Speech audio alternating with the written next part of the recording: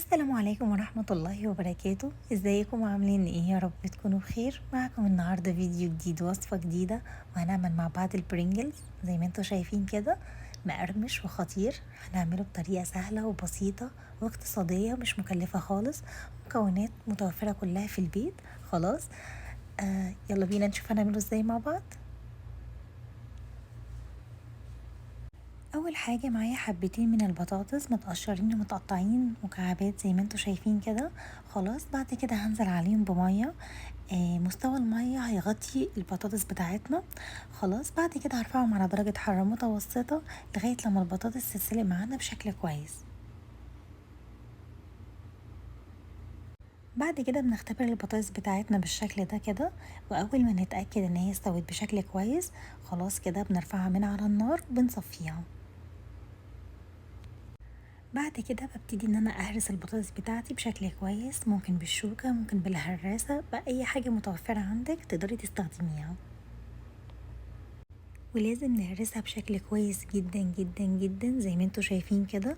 لازم البطاطس بتاعتنا تكون ناعمة خالص خالص.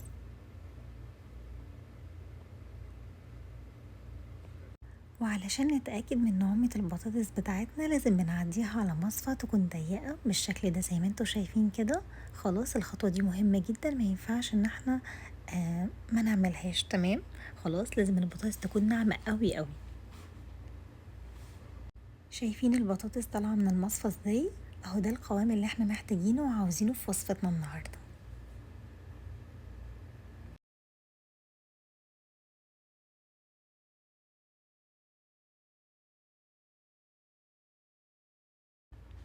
بعد ما هرسنا البطاطس بتاعتنا خلاص بنبتدي ان احنا نضيف البهارات بتاعتنا. طبعا البهارات دي على حسب الذوق اللي انت بتفضليه وبتحبيه، وطبعا لون البرينجلز بتاعك بيفرق على حسب البهارات اللي انت حطيتيها.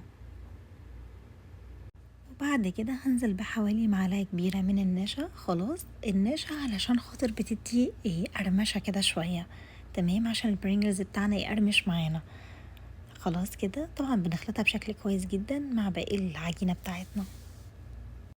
بعد كده بجيب ورق الزبدة بتاعي وبديله دهنة بسيطة جدا من الزيت، وكمان بدهن ايدي دهنة بسيطة من الزيت، وببتدي ان انا اخد قطعة كده من العجينة بتاعتي، اكورها كده كور صغيرة زي ما انتوا شايفين.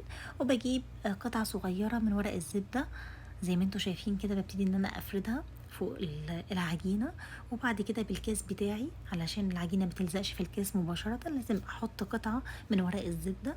خلاص، علشان يديني الشكل اللي انتوا شايفينه ده بالظبط. بعد كده بقص ورق الزبدة ده كل قطعة لوحدها وبنزلها في زيت غزير جدا.